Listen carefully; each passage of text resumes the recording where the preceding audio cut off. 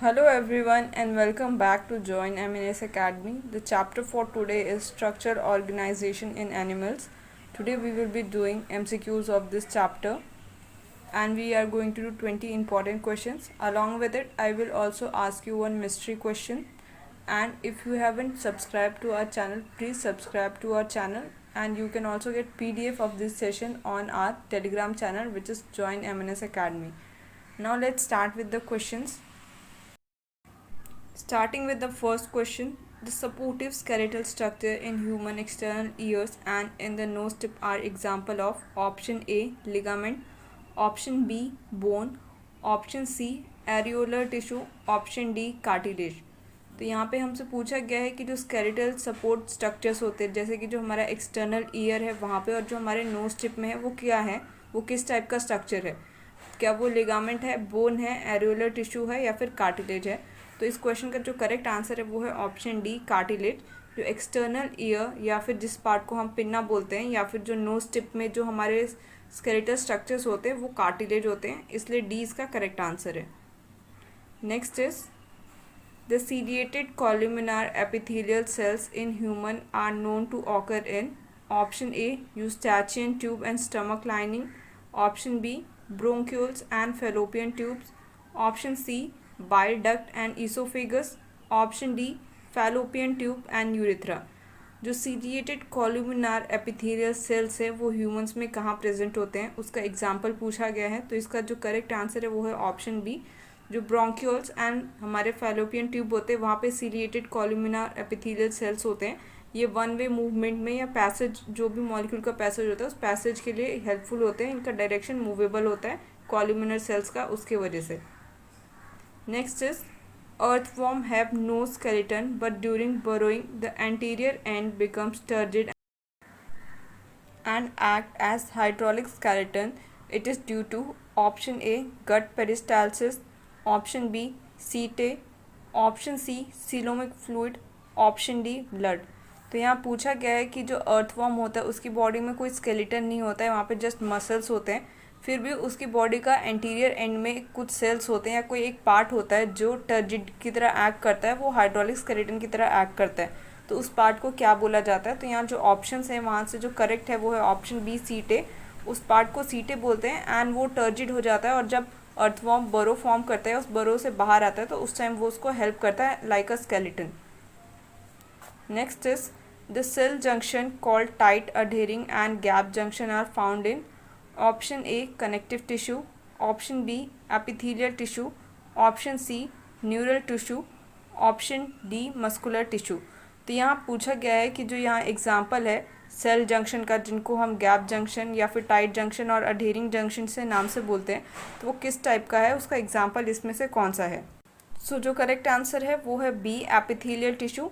ये epithelial tissue के junction के नेम है, लाइक टाइट जंक्शन, अडहेरिंग जंक्शन, ये दोनों हमारे तीनों, सॉरी ये टाइट, अडहेरिंग एंड गैप, ये तीन अलग है और ये तीनों एपिथेलियल टिश्यू के टाइप के जंक्शंस है। Next is the kind of tissue that forms the supportive structure of a pinna is also found in option A nails, option B tip of nose, option C ear ossicle, option D vertebrae. तो यहाँ again पूछा गया, ये हमारे last question से ही मिलता जुलता है कि जो हमारा जो स्ट्रक्चर ऑफ सेल्स है जो हमारे एक्सटर्नल ईयर या फिर पिन्ना में प्रेजेंट होते हैं वो और कहाँ प्रेजेंट होते हैं।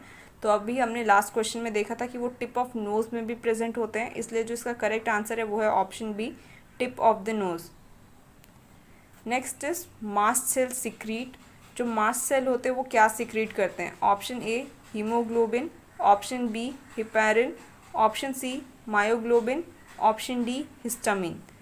तो मास्ट सेल जो होता है ये हमारे इम्यूनोग्लोबुलिन्स के या फिर हमारे इम्यून रिस्पॉन्स के लिए रिस्पॉन्सिबल होते हैं। तो जिसका करेक्ट आंसर है वो है ऑप्शन डी हिस्टामिन।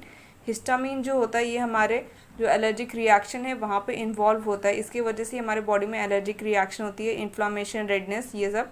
तो इसलिए जिसका करेक्ट आंसर है वो है option D histamine. Then next is collagen is option A fibrous protein, option B globular protein, option C lipid, option D carbohydrate. जो कोलाजन होता है वो किस टाइप का प्रोटीन है या फिर वो क्या है इन सब मॉलिक्यूल्स में जो हमें गिवन है। तो जो कोलाजन होता है वो ग्लोबुलर प्रोटीन होता है, इसलिए जो करेक्ट आंसर है वो है ऑप्शन बी ग्लोबुलर प्रोटीन।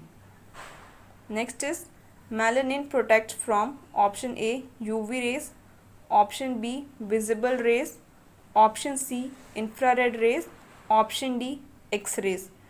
तो मेलानिन ये पिगमेंट होता है हमारी बॉडी में, इसके वजह से हमें यूवी लाइट की वजह से प्रोटेक्शन मिलती है और हमें कैंसर नहीं होता है। तो इसका जो करेक्ट आंसर है वो है option A which is UV rays. Next is characteristics of epithelium. Simple epithelium is that they option A are arrange indiscriminately, option B make definite layer, option C continue to divide and help in organ function, option D none of the above. जो epithelial cells होते हैं उनकी क्या characteristics है given options में से, तो जो करेक्ट आंसर है वो है option B make a definite layer. जो सिंपल एपिथेलियल के सेल्स होते हैं वो एक डेफिनेट लेयर फॉर्म करते हैं एंड उस लेयर के ऊपर जो डिफरेंट एपिथेलियल है, जैसे हमारे सिलेटेड है या कॉलमिनर है, उनमें अलग अलग किसी में उसके ऊपर एक और लेयर की अरेंजमेंट होती है, किसी में नहीं होती है, बट वो एक जो लेयर होती है वो एक डेफिनेट लेयर होती है। इसलिए जो इसका करेक्ट आंसर है वो है option B make a definite layer. Next is which pair is incorrect. तो यहाँ जो गिवन ऑप्शंस दिए गए हैं इसमें से कौन सा पेयर जो है वो करेक्ट है ये बताना है हमें। Option A sweat temperature regulation, option B saliva sense of food and taste, option C sebum sexual attraction, option D humerus hind leg.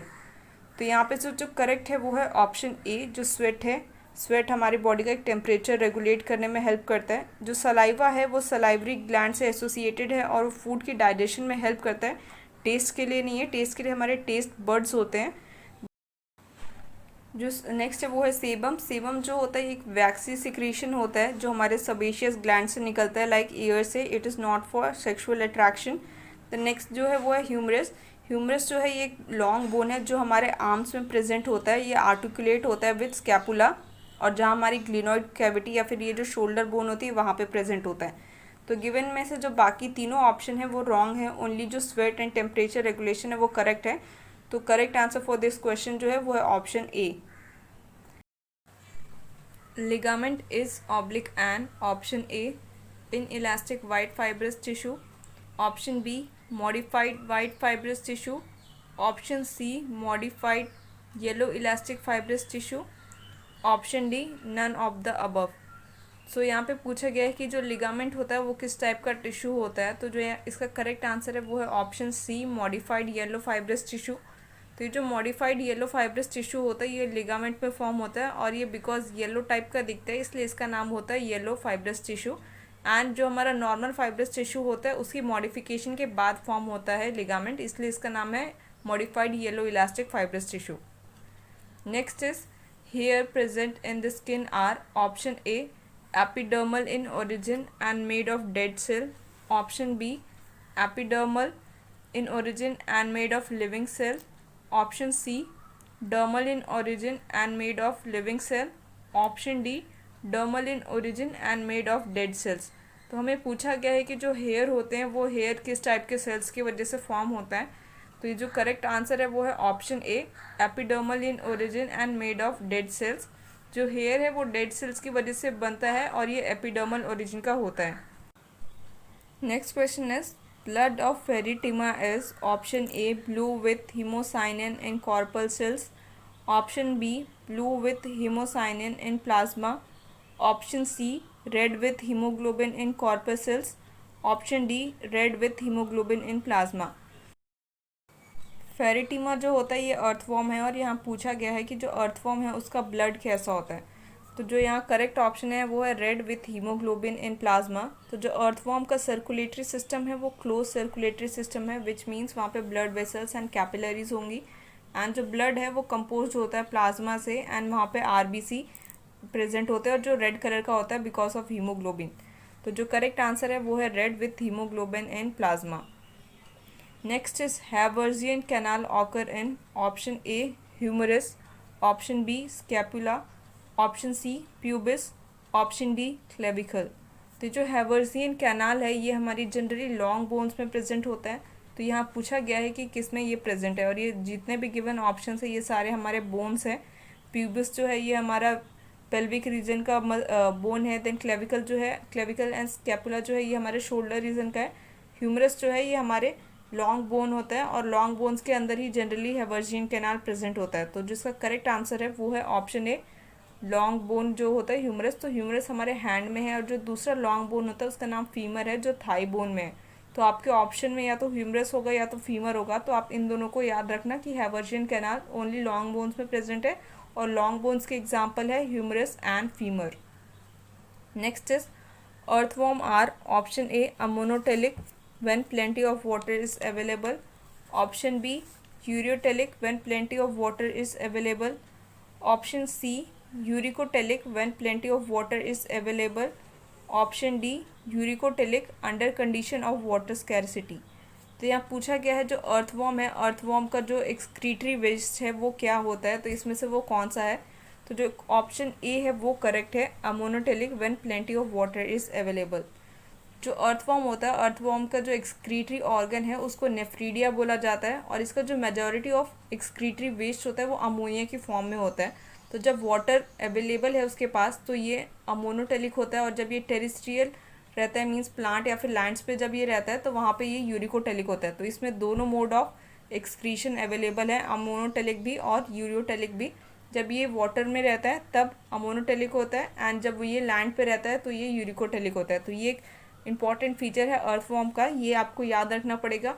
और ऑल्सो जो अर्थवॉर्म का एक एक्सक्रीटरी ऑर्गन है जिसको हम नेफ्रीडिया बोल रहे हैं, ये नेफ्रीडिया टर्म भी बहुत इंपॉर्टेंट है तो इसको भी याद रखना। तो इसका जो करेक्ट आंसर है वो है option A, ammonotelic when plenty of water is available. Next is formation of cartilage bone involves option A deposition of bony matter by osteoblast option and reabsorption by chondroclast, option B deposition of bony matter by osteoclast, option C deposition of bony matter by osteoclast only, option D deposition of bony matter by osteoblast only। तो यहाँ पूछा गया है कि जब bones form होता है, cartilage bone form होती है तो वो कैसे फॉर्म होती है, किस चीज़ की वजह से फॉर्म होती है। तो जो इसका करेक्ट आंसर है वो है option A, deposition of bony matter by osteoblast and reabsorption by chondroclast. तो जो ऑस्टियोब्लास्ट एंड कॉन्ड्रोक्लास्ट है ये हमारे दो टाइप के सेल्स प्रेजेंट होते हैं। तो ये जो डिपोजिशन ऑफ कैल्शियम होता है उसके लिए ऑस्टियोब्लास्ट रिस्पॉन्सिबल होते हैं एंड जो रीअब्जॉर्प्शन होता है जो यूरिन या बाकी वेस्ट की फॉर्म में हमारी बॉडी से बाहर जाने वाला होता है, बट ये जो कॉन्ड्रियोक्लास्ट है वहाँ पे ये इसे रीअब्जॉर्ब करते हैं एंड बोन्स को फॉर्म करने में हेल्प करते हैं। तो इसका जो करेक्ट आंसर है वो है option A. Next is primary function of enteronephric nephridia in Pheretima is option A osmoregulation, option B excretion of nitrogenous waste, option C respiration, option D locomotion. तो यहाँ पूछा गया है एंट्रोनेफ्रिक नेफ्रीडिया। तो ये टर्म्स बस आपको कंफ्यूज करने के लिए हैं, इसलिए आपको ये याद रखना पड़ेगा। हमने अभी देखा जो नेफ्रीडिया है ये हमारे अर्थवॉर्म में प्रेजेंट होता है एंड ये जो फेरिटिमा है ये टर्म भी हम यूज़ करते हैं अर्थवॉर्म के लिए, ये उसका साइंटिफिक नेम है। तो हमें पूछा गया कि जो नेफ्रीडिया है ये अर्थवॉर्म में किस चीज़ के लिए रिस्पॉन्सिबल है। तो इसका जो करेक्ट आंसर है वो है ऑस्मो रेगुलेशन। ऑस्मो रेगुलेशन में क्या आता है, उसके बॉडी का जो वाटर लेवल बैलेंस करना है वो भी तो उसका एक्सक्रीशन की वजह से ही हो रहा है। उसके बॉडी में तो स्वेट टाइप का कोई फिनोमिना नहीं है जिसकी वजह से वो अपना ऑस्मो रेगुलेशन कर सकता है। तो ये हमारा एक्सक्रीशन एंड जो दूसरे बॉडी के वाटर लेवल को बैलेंस करने के लिए यूज़ होता है टर्म उसके लिए। तो एक्सक्रीशन एंड बॉडी के अदर हॉर्मोन्स नहीं जो उसके बॉडी के आयंस लेवल है उसको मेंटेन करने के लिए, इसलिए इसका करेक्ट आंसर होगा ऑस्मो रेगुलेशन। यहाँ पे गलती से आप एक्सक्रीशन ऑफ नाइट्रोजनस वेस्ट को टिक कर सकते हो बट उसको नहीं करना है बिकॉज उसकी बॉडी में अमोनोटेलिक भी है और यूरियोटेलिक भी है। तो दोनों मोड के लिए दो चीज़ों को वो मेंटेन कर रहा है, इसलिए इसका करेक्ट आंसर जो है वो है osmoregulation. Next is characteristics of smooth muscle fibres are. जो स्मूथ मसल फाइबर होते हैं बॉडी में उनका कैरेक्टरिस्टिक फीचर क्या है। इनमें बहुत सारे आपको फीचर्स दिए हुए हैं, इसमें से कौन सा करेक्ट है वो आपको मार्क करना है। Option A spindle shaped unbranch non striated uninucleated and involuntary, option B spindle shaped unbranched unstriped multinucleated and involuntary, option C cylindrical unbranched unstriped multinucleate and involuntary, option D cylindrical unbranched striated multinucleate and voluntary. तो जो इसका correct answer है, जो characteristic feature है smooth muscle cell के, वो है option ए। Means जो हमारे स्मूथ मसल होते हैं वो स्पिंडल शेप्ड होते हैं, अनब्रांच्ड होते हैं, उनमें स्ट्रेशन प्रेजेंट नहीं होती, इसलिए नॉन स्ट्रेटेड। उसके अलावा ये यूनिन्यूक्लिएटेड होते हैं, मीन्स एक ही न्यूक्लियस होगा, और वो इनवॉलेंट्री इन एक्शन होते हैं, उनके एक्शन को हम कंट्रोल नहीं कर सकते, इसलिए वो इनवॉलेंट्री है। तो जो इसका करेक्ट आंसर है वो है option A. Next is 4 healthy people in their 20s got involved in injury resulting in damage of death of few cells of the following, which of the cell are least likely to be replaced by new cells। तो यहाँ कहा गया है कि 4 लोग हैं जो अपने अर्ली 20s में डैमेज हो गया उनके कुछ बॉडी के ऑर्गन्स या कुछ सेल्स, तो कौन से सेल्स जो हैं वो बहुत कम चांसेस है कि रिप्लेस हो पाएंगे। तो यहाँ पे आपको ऑप्शंस दिए गए हैं। Option A is liver, option B is neuron, option C is Malpighian layer of skin, option D is osteocytes. तो ये आपने पढ़ा होगा कि जो न्यूरॉन्स होते हैं वो बहुत जल्दी रीजनरेट नहीं होते हैं, तो अगर न्यूरॉन्स अगर डैमेज हो जाते हैं तो उनका रिप्लेसमेंट या उनका ठीक होने का चांस बहुत कम होता है। बाकी जितने भी सेल्स हैं वो धीरे धीरे अपने आप को ठीक कर सकते हैं या फिर रिप्लेस हो सकते हैं, बट न्यूरॉन्स नहीं हो सकता है, इसलिए जो इसका करेक्ट आंसर है वो है option B, neurons. So last question for this session is tendon is made up of. जो टेंडन है वो किस चीज़ की वजह से फॉर्म होता है? Yellow fibrous connective tissue, option B modified white fibrous tissue, option C areolar tissue, option D adipose tissue. तो जो टेंडन है ये भी हमारा एक कनेक्टिव टिश्यू होता है, बट ये फॉर्म होता है मॉडिफाइड वाइट फाइब्रस टिश्यू की वजह से, तो जिसका करेक्ट आंसर है वो है modified fibrous tissue. So we have completed 20 questions. I hope you like this session and आपके बहुत सारे क्वेश्चन करेक्ट भी होंगे, तो आप प्लीज़ आपके कितने करेक्ट हुए आंसर वो कमेंट सेक्शन में लिखना है। एंड जो क्वेश्चन मैं आपसे हर बार पूछती हूँ, आज आपके लिए बहुत एक सिंपल सा क्वेश्चन है। आपको जस्ट जो कॉकरोच होता है, कॉकरोच का जो साइंटिफिक नेम है वो लिखना है। तो कॉकरोच का साइंटिफिक नेम क्या होता है वो प्लीज़ आप कमेंट सेक्शन में लिखना। And thank you for watching this video.